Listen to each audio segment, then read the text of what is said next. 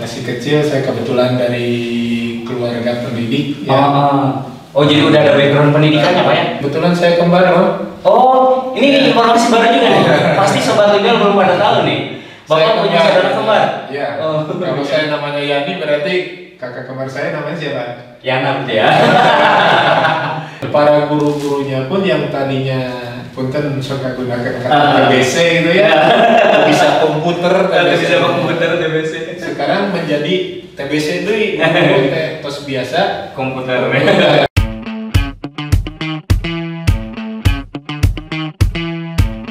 Assalamualaikum warahmatullahi wabarakatuh. Waalaikumsalam warahmatullahi wabarakatuh. Alhamdulillah, Sobat Libel semua, apa kabar?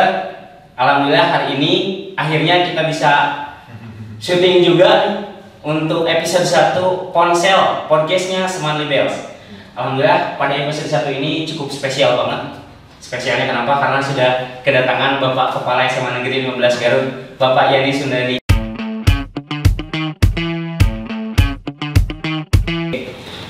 Nah, Sobat Libel mungkin Sobat Libel semua di rumah belum kenal nih. Gimana sih sebenarnya sosok beliau ini? Ya kan? Pasti bertanya-tanya kan gimana nih? Oke, Bapak apa kabar Pak? Baik. Alhamdulillah. Pak, boleh tanya-tanya nggak gimana sih masa kecil Bapak seperti apa sih, coba dijelaskan? Masa kecil ya sama seperti teman-teman anak-anak semua di SMA ya. Masih kecil, saya kebetulan dari keluarga pendidik ya. Oh, jadi udah ada background pendidikannya Pak ya? Jadi bapak kepala sekolah, jadi ngajarkan anak-anaknya harus selalu belajar dan belajar. Bahkan satu kata yang tidak bisa saya hilangkan dari proses pendidikan adalah bahwa orang tua tidak bisa memberikan jaminan apa-apa terkecuali jaminan pendidik.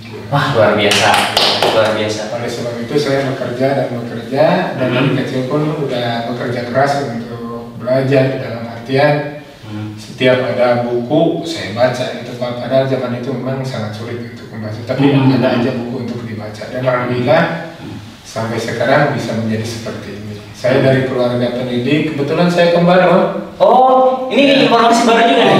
Pasti Sobat Libel belum pada tahu nih. Bapak punya saudara kembar? Iya. Kalau saya namanya Yani, berarti kakak kembar saya namanya siapa?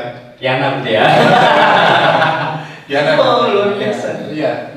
Beliau seorang ahli kimia. Oh, ahli kimia juga Pak? Ahli kimia. Kebetulan saya pun tujuan pertamanya itu ahli kimia. Sama. Makanya saya daftar tuh ke ITB. Iya. Dan lulus di ITB jurusan kimia. Lama-lama dikasih tahu sama dosen, saudara ini bukan untuk jadi pekerja, harus jadi guru katanya. Ini kata dosen. Kata dosen, hanya saya mengikuti pendidikan selama 3 tahun, dapat beasiswa dan langsung ditugaskan menjadi PNS. Oh, jadi waktu itu nggak ada proses honor dulu ya Pak? Langsung menjadi PNS?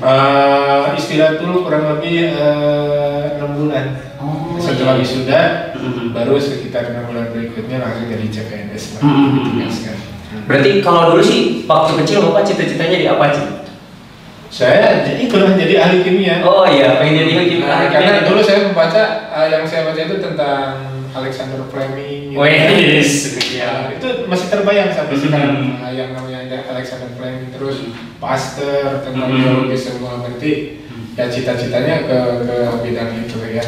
Sampai akhirnya orang tua udahlah, kamu berdua pendidikannya jangan di SMA di Garut, udah aja ke Bandung. Saya sekolah di analis kimia ITB waktu itu. Ya. Di SMA 1 lulus waktu itu. Lulus. Tapi hebatnya waktu itu adalah nama-nama saya, nomor testing kakak kembar saya, akhirnya tidak tidak kelihatan bohongnya gitu. Jadi saya masuk ke ITB aja, ke analis kimia ITB. Dan kebetulan saya penyakitan, akhirnya pindah ke Garut lagi. Kata kakak terus ahli kimia, saya ke SMA, tapi ujung-ujungnya ya ke ITB kimia lagi. Oh iya. Berarti kira-kira nih Pak, kalau guru kan, dulu kan cita-citanya bukan jadi guru nih. Yeah. Pernah ngebayangin nggak Pak, kalau sekarang Bapak jadi kepala sekolah? Dulu kan nggak pernah ngebayangin mungkin ya. Iya. Gitu. Iya. Proses menjadi gurunya itu ya setelah dikasih tahu sama dosen, saudara akan jadi guru. Dari situ memfokuskan diri untuk jadi guru. perjalanan karir saya dari guru itu 90 lulus. 90 saya baru lahir Pak. 91 ditugaskan ke daerah terpencil di Kalimantan Barat. Oh, sempat di sana juga ya Pak? 13 tahun. 91 langsung jadi guru inti. Wih, hebat. 91 lalu 97 jadi instruktur. Tahun 2000 lulus jadi kepala sekolah testing calon kepala sekolah, tapi di Kalimantan. Waduh, jadi tugas pertama di Kalimantan Pak? Iya, saya bertugas 90 sampai 2002. 2017 di SMA Cilawu, SMA 8, 2017 ditugaskan ke SMA 24 jadi kepala sekolah, 2020 sampai sekarang di SMA 12. Di SMA 15 alhamdulillah bisa bergabung di SMA 15. Banyak revolusi loh Pak. Ketika Bapak datang ke sini. Bagaimana cara menghadapi? Betul. Saya masih ingat tuh Bapak datang ke sini itu 3 bulan setelahnya pandemi ya. Ya kan Pak? Pandemi ya. Ada nggak sih Pak tantangan ketika menghadapi pandemi waktu itu ketika datang ke SMA 15? Tantangan langsung ada pada waktu itu ya, bagaimana caranya supaya siswa bisa belajar, padahal siswa kan belajar di rumah. Dan waktu itu kami berkumpul rapat sama tim kepemimpinan kami di SMA 15, akhirnya dibuat keputusan bahwa pembelajaran harus berlangsung walaupun secara daring. Pada waktu itu belum terpikirkan bahwa daring merupakan teknologi digital. Iya betul. Pokoknya ada belajar aja antara siswa dan guru, ada komunikasi. Nggak tahunya bahwa digital merupakan sesuatu yang harus kita pahami sekarang, harus kita laksanakan sekarang. Sebab apa? Kalau suatu sistem tanpa digital ya kita kembali ke tahun-tahun yang lama itu. Padahal sekarang kan semuanya apapun perilaku kita harus sudah digital. Sampai-sampai pada di rumah pun sudah digital semua. Bayangin saja dari sistem pembelanjaan sudah jarang ke toko, kita nyaman aja kita dengan digital. Proses ada gosen, ada apa sampai ini pun salah satu konsep dari digital gitu ya, sampai terbentuknya ponsel, podcast. Nah, SMA 15 itu merupakan salah satu perkembangan digital yang sangat bagus. Saya sangat mendukung sekali. Alhamdulillah. Ya, Pak diminum dulu Pak. Bisa. Minum ya, makasih.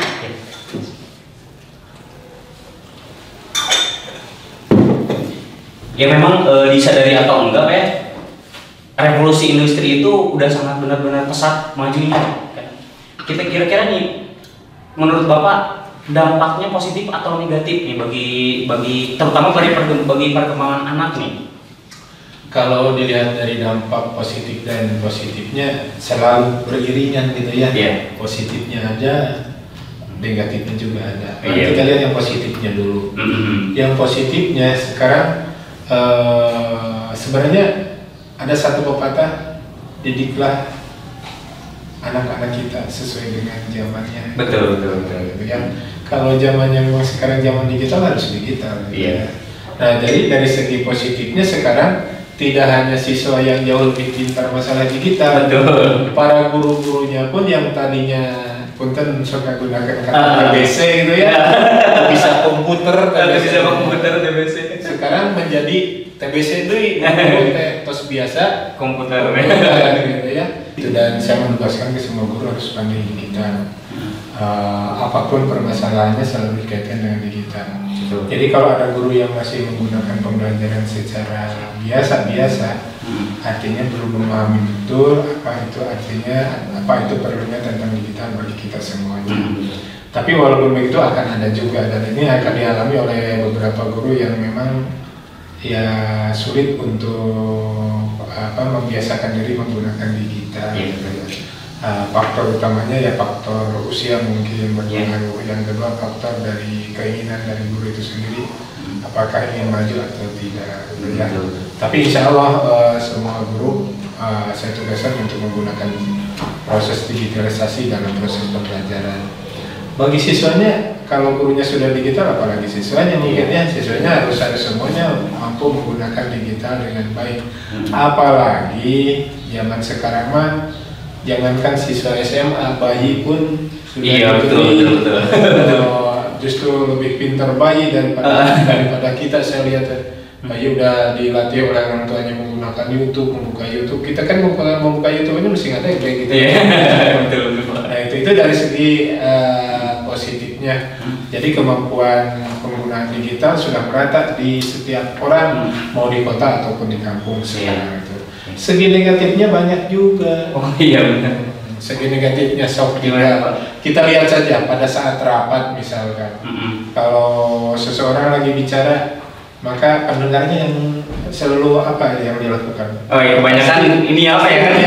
Lihat apa ya, dengan melihat atau padahal tata krama penggunaan HP itu kan ada waktunya gitu ya. Jadi itu pada saat rapat, apalagi pada keadaan proses pembelajaran ya, seharusnya menggunakan digital dengan baik, siswanya masih menggunakan HP-nya untuk kegiatan-kegiatan yang tidak benar, itu negatif gitu ya. Apalagi dengan teknologi yang sangat canggih, apapun yang negatif dapat dilihat. Apapun yang negatif dapat dilihat. Makanya kita akan langsung berfokus nanti pada proses pembelajaran berprofil pelajar Pancasila. Benar. Itu ada proses pengkajiannya, proses penggunaan digital ini sehubungan dengan perilaku kita harus berperilaku pada profil pelajar Pancasila.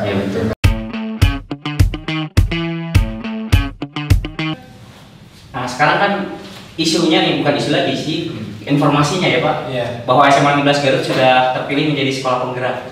Nih persiapannya seperti apa nih Pak? Persiapannya sangat panjang ya. Itu proses sekolah penggerak itu dimulai dari tes kepala sekolahnya dulu. Oh iya. Jadi Bapak dites dulu nih Pak? Dites dulu untuk lulus atau tidaknya menjadi calon kepala sekolah SMA penggerak.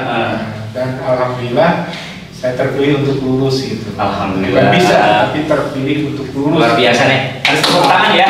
Juga ya, biasa. Nah, setelah lulus dari proses tes kepala sekolah penggerak, maka kami mempersiapkan beberapa hal yang berhubungan dengan kegiatan ini akan kapan dilaksanakannya. Dan kebetulan untuk kami dilaksanakan pada tahun ajaran 2022-2023. Berarti yang sekarang ya Pak? Bentar lagi ya? Ya betul. Persiapan-persiapan yang sudah kami lakukan diantaranya adalah kami membentuk tim komite pembelajar. Oh ada komite pembelajar sekarang ya?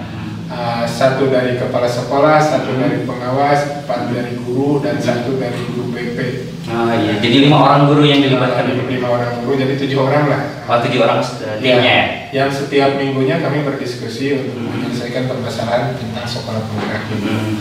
Lalu setelah pembentukan komite, kami ditugaskan untuk melaksanakan IHT.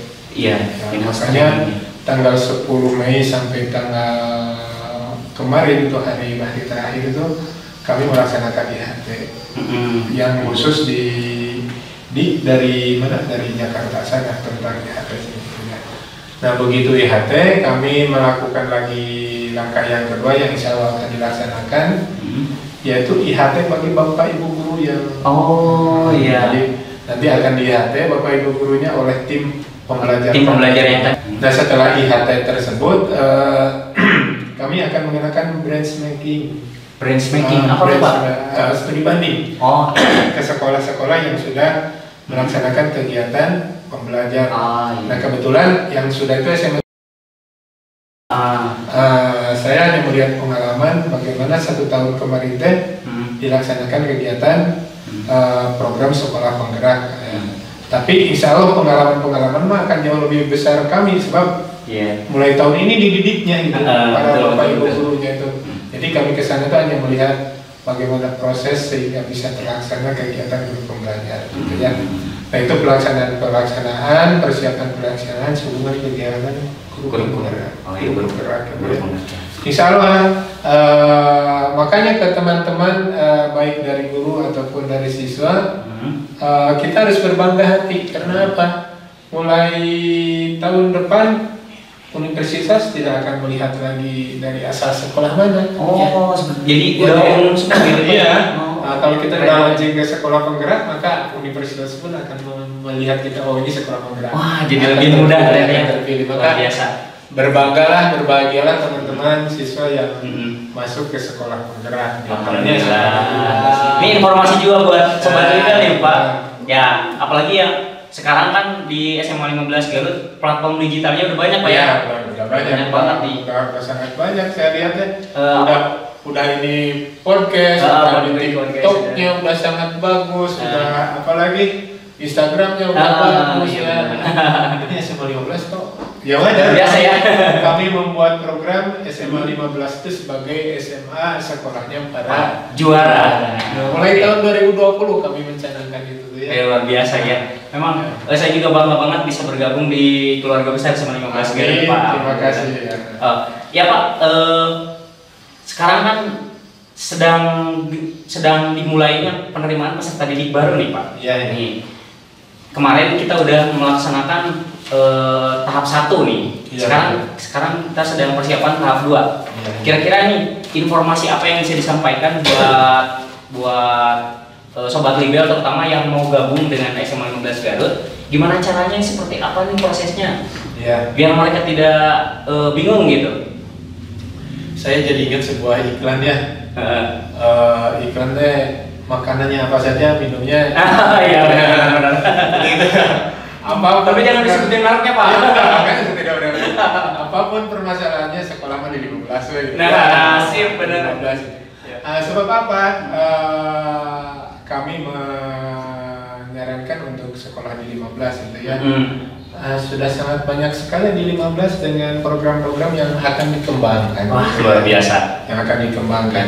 Salah satunya sekolah penggerak, ditambah lagi oleh kegiatan ekstranya pun, ekstrakurikulernya Pak ya.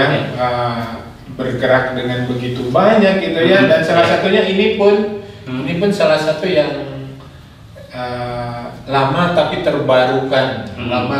Iya, betul. Kenapa terbarukan? Karena pembimbingnya ini sangat intens sekali terhadap podcast ini gitu ya. Saya sangat bersyukur.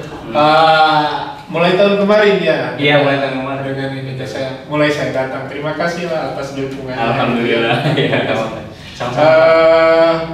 Tentang bagaimana cara mengetahui PPDB di SMA 15 ya, dengan menggunakan teknologi kan bisa itu ya. Platform digital itu. Jadi jika ada teman-teman dari kita yang SMP mau masuk ke sekolah yang tahap 2 ini, kalau sangat sulit ya bisa tanya-tanya langsung ke podcastnya, atau komen aja di bawah gitu mungkin melalui Instagram juga bisa. Nanti dari teman-teman yang ada di itu akan membalasnya dengan secepatnya gitu ya. Jadi dipersilahkan. Untuk PPDB tahap kedua ini akan digunakan sistem zonasi. Jadi bagaimana sistem zonasi ini berlangsung? Jadi apabila yang daftar melebihi kapasitas, baru zonasi diberlakukan.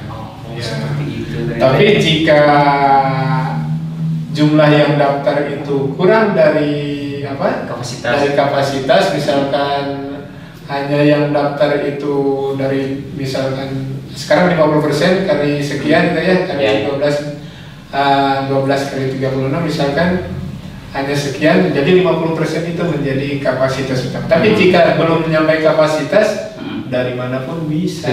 Manapun bisa gitu kan. Makanya secepatnya siapa yang cepat nih.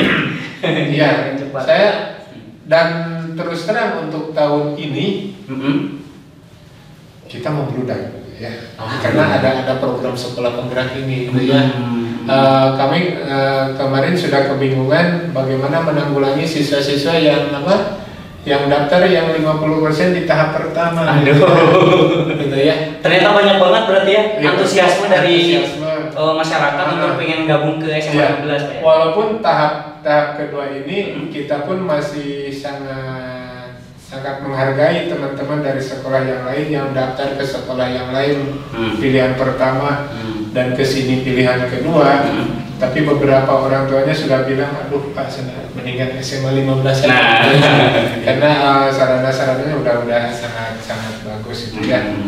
Nah, itu jadi mudah-mudahan proses PPDB sekarang itu dengan menggunakan platform digital yang sudah mapan di sini, kita lakukan itu gitu ya. Walaupun pasti kalau pertama mah ada kelebihan ada kekurangannya ya. Kelebihan tahun depannya kita lebih sempurnakan, lebih baguskan lagi. Kekurangnya kita ganti dengan sesuatu yang baru yang akan berguna bagi semua lah yang terlibat dalam proses PPDB. Amin amin. Banyak banget pertanyaan di Instagram nih Pak. Ya. Pak gimana caranya daftar? Boleh nggak langsung datang ke SMA 15 Garut? Boleh nggak Pak?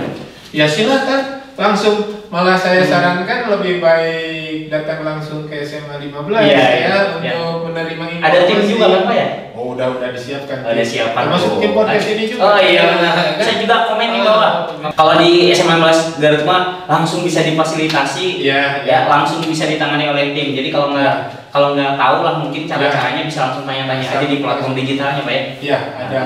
Melalui platformnya langsung digital, melalui apapun atau melalui teman-teman yang ada di sini udah siap semua. Oh ya, di Instagram juga ada yang nanya nih Pak. Kalau kegiatan siswa-siswanya, ekskulnya banyak nggak? Seperti apa bentuk ekskulnya? Ada pembinaan khusus atau bagaimana?